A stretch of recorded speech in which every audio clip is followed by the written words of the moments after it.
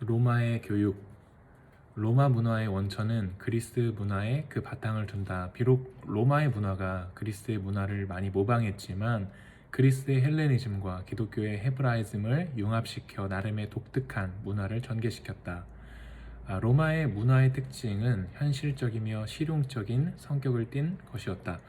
그리스인들이 학문과 예술을 사랑하고 사색과 명상, 미의 추구, 지식의 이론적 추구에 관심을 가졌다면 로마인은 현실적, 실제적이어서 국가와 사회에 대한 봉사와 그에 필요한 실용적인 지식과 기술을 중요시했다. 그래서 사회 질서로서의 법률의 제정, 조직과 행정이나 사회 건설과 관계가 깊은 군사, 토목 등 응용 과학에 관심을 가졌다. 특히 로마인들은 법률의 정비를 통해 제도적인 삶의 조직을 발전시켰으며 법이 사회의 통합을 가능하게 해주고 사회 질서를 유지시켜주는 것으로 생각했다. 로마는 법을 통한 지배, 즉 법치주의 사회를 추구하였다. 고대 로마의 교육은 공화정 시대와 제정 시대로 나눈다.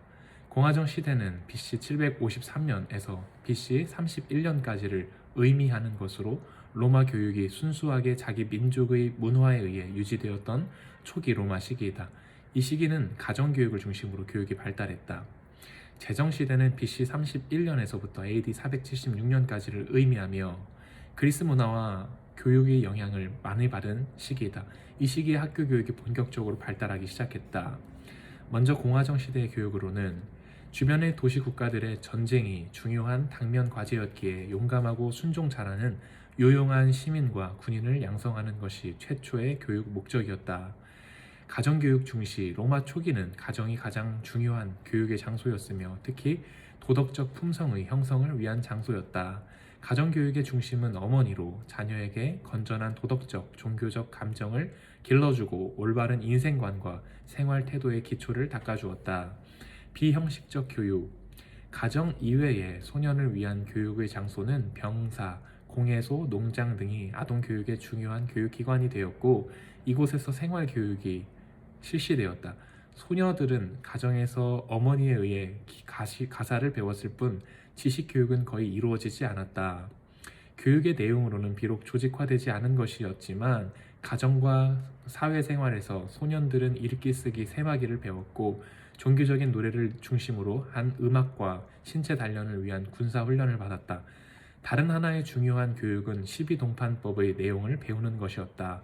이는 당시 로마 귀족의 관습법의 악용으로부터 평민을 보호하기 위한 성문법으로 자식에 대한 아버지의 권리, 처에 대한 남편의 권리, 노예에 대한 주인의 권리, 자유민 상호 간의 계약에 관한 권리, 자기 재산에 대한 개인의 권리 등에 대한 것이다. 12동판법은 로마의 시민으로 갖추어야 할 권리와 의무의 내용을 규정한 것이기도 했지만 시민권을 얻기 위해 필요한 교육 내용이기도 했다. 청소년들은 16세가 되면 국가의 시민이 되었으며 가정과 사원에서 종교 의식과 잔치를 열어 성년을 축하해주고 특별한 군사 훈련을 받기 위해 입대하여 완전한 시민이 되기 위한 준비를 했다. 기원전 3세기에 이르러 그리스 문화의 영향으로 학교 교육이 조금씩 발달하기 시작했다. 사립초등학교인 루두스가 설치되어 어린이들에게 읽기 쓰기 세마기와 12동판법에 대해 가르쳤다. 그러나 루두스는 당시 로마 사회에서 교육의 주된 기능을 발휘하였다기보다는 가정교육의 보조 수단으로 인식되었을 뿐이다. 또한 대부분의 학교는 사립으로 국가가 학교를 세우지 않았다. 공화정 말기에 이르러서 중동 수준의 문법 학교가 출현하여 그리스와 로마의 문법, 문학 작품, 수사학을 가르치기 시작했다. 제정시대의 교육을 보면 그리스를 정복한 후 그리스의 문화와 교육 제도가 로마에 큰 영향을 주었다. 특히 키케로가 저술한 웅변가로는 그리스의 교육적 이상을 로마 교육의 이상으로 삼아 저술된 최초의 작품이며 여기에 설명된 교육적 이상은 로마 제국이 멸망할 때까지 로마의 교육을 지배하였다. 이 시기에는 가정교육과 사회교육의 기능이 약화되었으며 관학제도와 장학제도가 확립되었다. 당시 황제들은 학교 교육을 장려하였으며 따라서 교육 정책은 학교 설립을 국가에서만 하고 사립교육기관은 억제하는 정책이었다. 이제 가정 중심의 부모 교육이 아닌 학교 중심의 교사 교육으로 전환된 것이다. 지적 발전에 중점을 두고 국가 사회에 봉사할 수 있는 지적인 인간, 즉 교양 있고 유능한 웅변가를 기르는 것이었다. 교육기관과 교육 내용으로는 초등학교, 제정시대의 학교 교육은 중등교육에 치중하였기에 초등교육은 별다른 발전이 없었다. 그러나 종래의 초등교육기관이었던 루두스는 더 많이 보급되었다. 6세에서 7세의 아동에게 3R과 12동판법, 그리스어 회화를 가르쳤다. 로마의 실용주의와 법중심적 사고 때문에 정서 및 음악 교육은 실시하지 않았다. 이 학교는 수업료로 운영되었다. 문법학교, 중등교육기관으로 12세에서 16세까지 아동을 지도하였다. 사립 중등교육기관이기는 하였으나 정부의 보조가 있었으며 이에 따라 충실히 발전하였다. 그리스와 라틴 문법, 시문학, 로마의 역사, 지리가 중요한 교육 내용이었다. 고등교육을 받기 위한 예비과정으로서 문법학교가 운영되는 경우에는 7자 유학과 즉 3학, 문학, 수사학, 논리학과, 사학과, 산술, 기하, 천문학, 음악을 일반 교양 과목으로 가르쳤다. 고등교육이 수사학교와 철학학교가 있었으나 수사학교가 거의 대부분을 차지하고 있었다. 이들 학교는 정부의 많은 보조금과 적극적 지원을 받았다. 수사학교, 문법학교에서 7자유학과의 예비과정을 수학하고 정치계에서 활동하려는 자들이 수사학교에 들어갔다.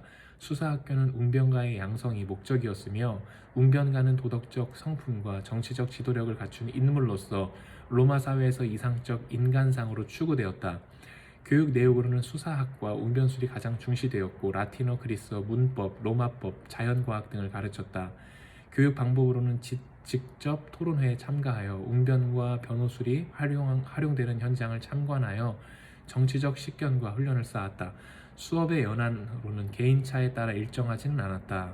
철학학교, 제정시대의 최고 학부로 수사학교를 수료하고 철학학교에 진학하여 공부를 더하는 이들도 있었다.